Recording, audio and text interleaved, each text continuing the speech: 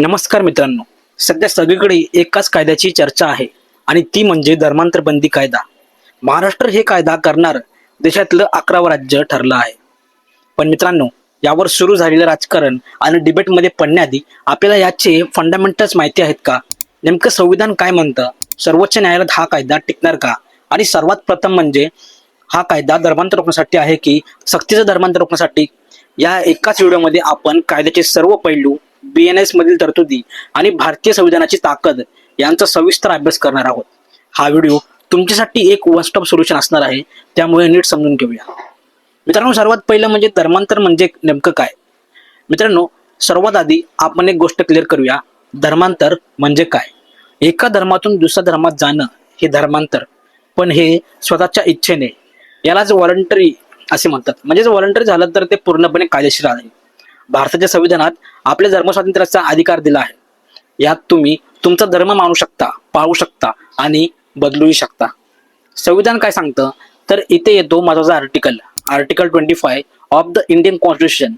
या आर्टिकलनुसार कोणत्याही व्यक्तीला आपला धर्म पाळण्याचा अधिकार आहे आणि धर्माचा प्रचार करण्याचा पण अधिकार आहे आणि धर्म बदलण्याचाही अधिकार आहे. पण एक महत्वाची अट आहे. हा अधिकार पब्लिक ऑर्डर, मॉरॅलिटी आणि हेल्थच्या अधीन आहे. मग धर्मांतर बंदी कायदा का आणला जातोय?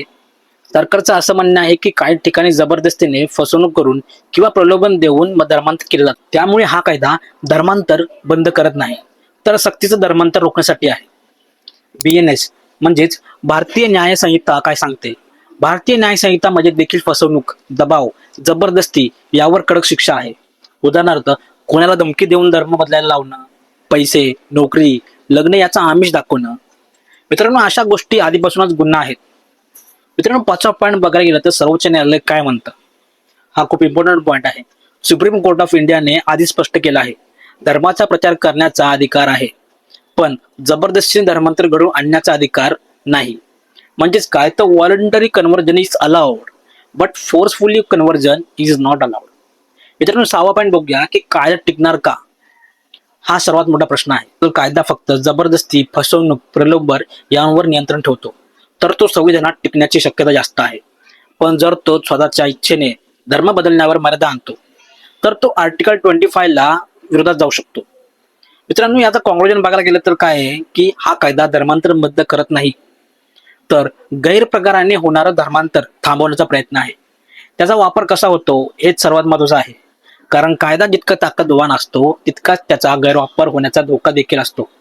मित्रांनो, इतर राज्यांमध्ये हा कायदा आहे का?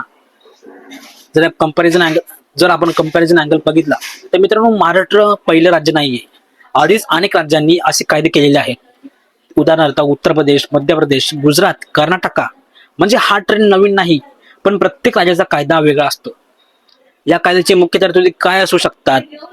तर मित्रांनो, या कायद्याची मुख्य तरतुदी ह्या साधारणपणे अशा कायद्यांमध्ये आधी परमिशन डिक्लेरेशन द्यावी लागते, जबरदस्ती, फसवणूक केल्यास शिक्षा, तसेच धर्मांतर करणाऱ्या व्यक्तीची चौकशी पण होते. म्हणजेच प्रोसेस थोडा स्ट्रिक्ट होतो. मित्रांनो, 10वा पॉईंट बघायला गेलं तर लव्ह जिहाद अँगल. हा सेन्सिटिव्ह आहे बट ट्रेंडिंगला असतो. मित्रांनो, या कायद्याबरोबर एक शब्द खूप चर्चेत येतो, तो म्हणजे लव्ह जिहाद. काही लोकांचं म्हणणं आहे लग्नाच्या माध्यमातून धर्मांतर केलं जातं, पण हा विषय खूप सेन्सिटिव्ह आहे आणि यावर अजूनही मोठा डिबेट सुरू आहे. मित्रांनो, 11वा पॉईंट काय आहे आपला? तर टीका काय आहे?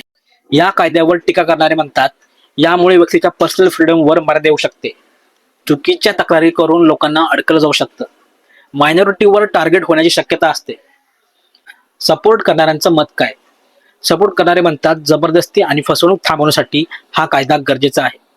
गरीब आणि अशिक्षित लोकांचं संरक्षण होईल. मित्रांनो, यामध्ये प्रॅक्टिकल रियालिटी बघायला गेलं तर खरं काय आहे? कायदा कसा लिहिला आहे यापेक्षा तो कसा लागू होतो हे जास्त महत्वाचं आहे. ग्राउंड लेवलवर पोलीस आणि ऍडमिनिस्ट्रेशन कसं वापरतं यावर सगळं डिपेंड आहे. मित्रांनो, याचा एक्झाम्पल बघायला गेलं तर एखादा व्यक्ती स्वतःच्या इच्छेने धर्म बदलतो तर तो लिगल आहे, पण जर कोणीतरी त्याला पैसे, दबाव किंवा लग्नाचा आमिष देत असेल तर तो गुन्हा आहे. इतकं सिंपल लॉजिक आहे. एक्झाम पॉईंट ऑफ व्ह्यूने बघितलं तर मित्रांनो, प्रिलिम्ससाठी आर्टिकल 25 फंडामेंटल राईट्स मध्ये येतो आणि मेन्ससाठी फ्रीडम विसेस रेग्युलेशन डिबेट हा टॉपिक डायरेक्ट एक्झाम मध्ये येऊ शकतो. मित्रांनो, फ्युचर इम्पॅक्ट याचा बघायला गेलं तर पुढे काय होऊ शकतं? अजून राज्य असे कायदे आणू शकतात का? सुप्रीम कोर्ट ऑफ इंडियामध्ये चॅलेंज होऊ शकतो का? किंवा नॅशनल लेवलवर मोठी चर्चा होईल का?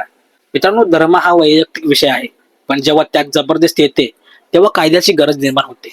त्यामुळे बॅलन्स असणं खूप इम्पॉर्टंट आहे. मित्रांनो, हा व्हिडिओ जर तुम्हाला समजला असेल तर लाईक करून सपोर्ट करा. तुमचं मत खूप महत्त्वाचं आहे. हा कायदा योग्य आहे का की धोका आहे हे कमेंटमध्ये नक्की लिहा.